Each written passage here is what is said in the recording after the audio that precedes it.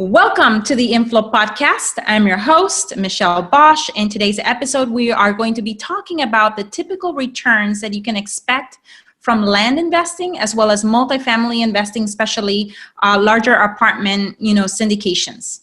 Hi, I'm Michelle Bosch, real estate investor, mom, wife, and host of the InFLOW podcast. And I'm passionate about helping women invest in land and apartments. Join me each and every week for real estate investing strategies and interviews with thought leaders that will leave you inspired and ready to step into flow for inflows of cash, inflows of ease, and inflows of grace in your life. Now, here on YouTube are the video versions of my podcast, and in order for you to get my latest information, please go ahead and subscribe. And now, let's go. Welcome back. So in today's episode, we are talking about the typical returns that you can expect if you decided to start investing in land and if you decided to start investing in apartments. And those are the two asset classes that we have been investing now over the last almost 18 years. Land has been, since the beginning of time for us, the cornerstone of our wealth. And we've been investing in that since 2002. And we have been investing for the last almost 5 years now in the multifamily space, larger apartments, 100 plus units. And we basically syndicate, which means that we pool equity from, private individuals, private investors, and we purchase these buildings, in conjunction with our investors and produce returns for us as sponsors and of course for the investors. So let's start with talking and diving into the typical returns that you can expect in the asset class of land. First of all, I want to say that these returns are active returns. In order to get these returns that I'm going to be discussing in the land space, you actively have to work for it. You basically have to wake up one morning and go out there and hustle in order to make these returns happen. But there's nothing wrong with that. The returns are, in my opinion, very well worth the work and the hustle and the waking up and the, grinding and the making sure that, properties are always coming into the pipeline, that properties are always being listed and being sold, because just the returns are pretty fantastic. So let me just give you or walk you through a quick example. So for example, let's start by saying that with any asset, your returns depend on what you pay for the property, yeah? So you make your profit or you make your returns or you make your money when you buy an asset. Not when you're selling, but when you buy. And I think this is, now common knowledge, unless you have never been in the real estate space, that's when you make your money is when you buy. So on average, deals in the land space are anywhere between $300 and $1,500, yeah? And this is what the profit is on an average deal when it comes to land. And this is land that we're talking about that is below $100,000 in value and ideally higher than $5,000, if not $10,000 in value, because you don't want crap land as well. So deals are typically between $3,000 and $5,000, and really the returns then depend on how much you've paid for it. So now let's look at an example of a typical deal. This is a deal that we just sold earlier this year in 2019, and we bought this property for $5,000. And we sold this property for $64,000. So now let's break down that return to see, what do we come to when it comes to, a typical return in land using this example of a property that we sold earlier during the year. So what we did is we sold this property using seller financing. If we would have done a quick flip, we would have probably not been able to realize the $64,000, which equals market value for this piece of land. We would have probably had to wholesale it for anywhere between $20,000, $30,000, $40,000 to make sure that there was enough buffer, enough incentive for our, end buyer to still have some, skin and meat in the game in terms of, a return and a gain for them as well. But because we decided to use seller financing, and we become the bank, and there's not very many people out there giving loans and extending loans when it comes to land, then we are okay with charging retail which is in this case market value $64,000. And what we got in return was someone that was able to give us a $6,500 down payment, which means that if we purchased it for $5,000 and we got $6,500, that our initial investment was recouped, and we even have an additional $1,500 in our pocket, more than what we paid for the property. And then what we did is we structured this deal in such a way that, our buyer was paying $463 every month for the next 20 years. Think about that. All of a sudden now, from a $5,000 investment, we're able to produce monthly cash flow of $463 for the next 20 years. That is going to turn into an almost $110,000 profit, once this person is done paying off their note, assuming that they don't, prepay or pay, the note a little bit earlier. And so in that case, if we look at the numbers, we bought for $5,000, we sold for $64,000, but we used seller financing, and now our profit is going to be about $110,000 from the $463 every month. We are looking at an almost 2,200% return, in terms of return on investment when it comes to profits from a typical land deal like the one that I just mentioned that we did earlier this year. And that is just incredible, And so sometimes, you are going to go out there and try to do this on your own, and without any training, without any strategy behind it, without any proven format and methodology. And you might be able to buy them for $5,000 and sell them for $7,000, or buy them for $3,000, and sell them for $5,000, which still, it's an almost 60 or 70%. In the first case, it was like an almost 70%. In the second case, if you buy for $3,000 and sell for $5,000, it's an almost 60% return on your money, which is still fantastic. But we like to buy at anywhere between 5 and 25 cents on the dollar, so in that case, we would be making so much more, because we are basically making our money or increasing our returns by buying extremely, extremely low. That's why I said returns depend on the land space based on what you paid for a specific property. And pretty much in any asset class, the returns depend on what you're paying for the asset. So that's a typical example of a typical return in the land space. Now I wanted to describe a typical return in the apartment investing side. And in the apartment investing side, returns are usually passive unless you decide to go ahead and sponsor, basically find a deal, put together a deal, raise capital, prepare financing, operate, the property, optimize the property. That a person that does that is called a sponsor in the apartment or multifamily syndication world.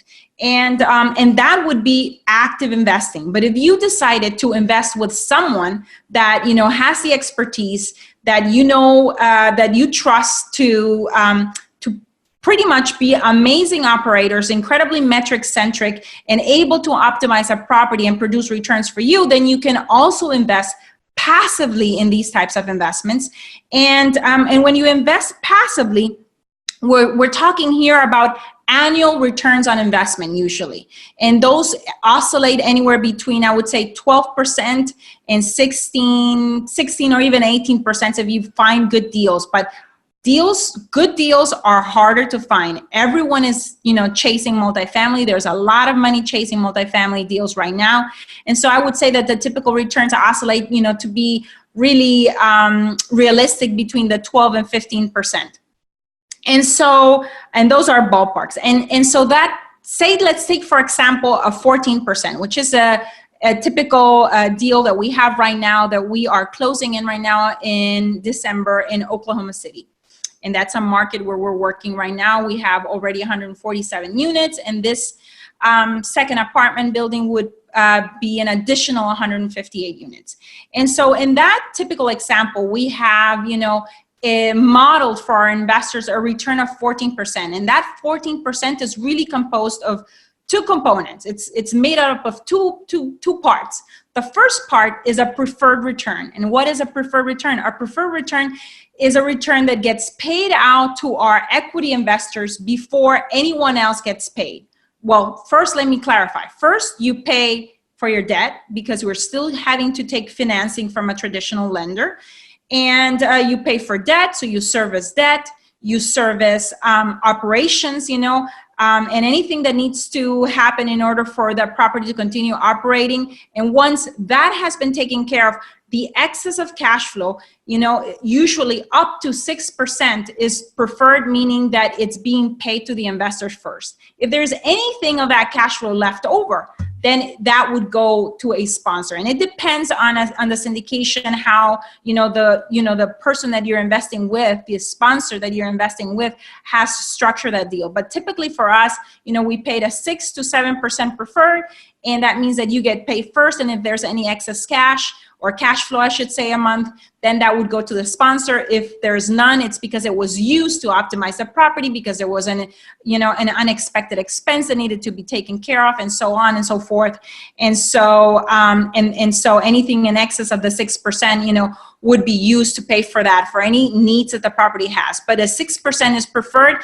And I don't want to say that it's guaranteed, because if the property is not performing and there's nothing to distribute, well, there's nothing to pay out. But what it means when we talk about a preferred return, it means that you are getting paid before the sponsor is getting paid. And that's a great position to be in. And for us, we typically pay our investors, every quarter. That 6% is accrued every month, but is being paid quarterly. And that's just how we choose to do it. We choose to disburse 4 times a year. And so that's the first component of the 6% of the 14% return, for example, in this deal in Oklahoma. The additional 8% return, annual return on investment, come from the split that happens between the sponsors and all our investors when we sell the property. Say we're modeling right now to sell this property in 5 years, from now. We're purchasing in 2019, and 5 years from now, we're going to sell it. And when we sell, we have optimized that property. We have decreased expenses. We have improved the tenant base. We have improved the physical location, of the property. We have renovated units from the interior, and we have basically forced the appreciation of the property and increased the property in value. And we're going to be selling for much more than what we bought. In this case, we're looking at, a purchase price of around 5.3, and we will probably be selling at 7 or 7.5. And if we are able to realize, this kind of exit, sale price at the end, the additional 8% would come from that profit split between what we bought, CapEx, and what we're selling the property for. And what is beautiful in apartments is that, for example, if you were to invest $100,000, and you get a 6% preferred return for the duration of, the holding period of the asset, say we hold it for 5 years in this case, every year you would be getting $6,000 on that $100,000 investment. And because, the 6%, that's where the $6,000 comes. And the beauty of that is that, unlike a, say, dividend stock that you would buy in the stock market, unlike a dividend stock, an investment in an apartment syndication like this one would not only produce the $6,000 in passive cash flow, but it would also allow you to basically take advantage of tax benefits that shelter those $6,000 from being taxed by, Uncle Sam and the IRS. And so when you shelter the $6,000, in effect, your return is more like an 8 or 9% return, depending on whether you're being taxed, for ordinary income. But so it's superior than investing in a dividend stock. You don't only get the cash flow every month, or in this case, we pay, you're accrued every month, but being paid quarterly. So you accrue the cash flow, every month for the year, but you also are able to shelter that cash flow that you've produced, that asset has been producing for the year, and not have to pay any taxes on that cash flow, which in my opinion is absolutely beautiful. So when it comes to, determining, whether whether land is a good investment. Yes, the returns are incredibly amazing. They're, in the 50, 60, 70, 100, 200, even 2,000%, like the example that I gave you in my example, but of course, not every deal is going to be the same. But in my example that I gave you of the property that we purchased for 5 and that we sold for 64,000, we had a 2,200% return. And yes, we have those returns, but that means that we're having to actively work. We're having to actively flip property. In the second scenario, and there's no tax advantages there. When it comes to land, there's no tax advantages. You sell and you basically pay taxes, And on the apartment side, the beauty is, yes, it's a much lower percent return, but it's passive. You're having to do nothing, in order for that cash flow to come in. I call it mailbox money. And on top of it, you have the possibility to compare that if you were to put the exact same $100,000 into a dividend stock, you will, in effect, because there is no sheltering or no depreciation benefits when it comes, to paying taxes on the stock dividend return that you're getting. In effect, when you do invest in apartments and have that $6,000 of cash flow that you're protecting and shielding, your return is closer more to an 8 or 9%, return on your investment. So I hope you found this information helpful, and you know a little bit more now about what it looks like, for in terms of returns, typical returns in the land space and the apartment syndication space.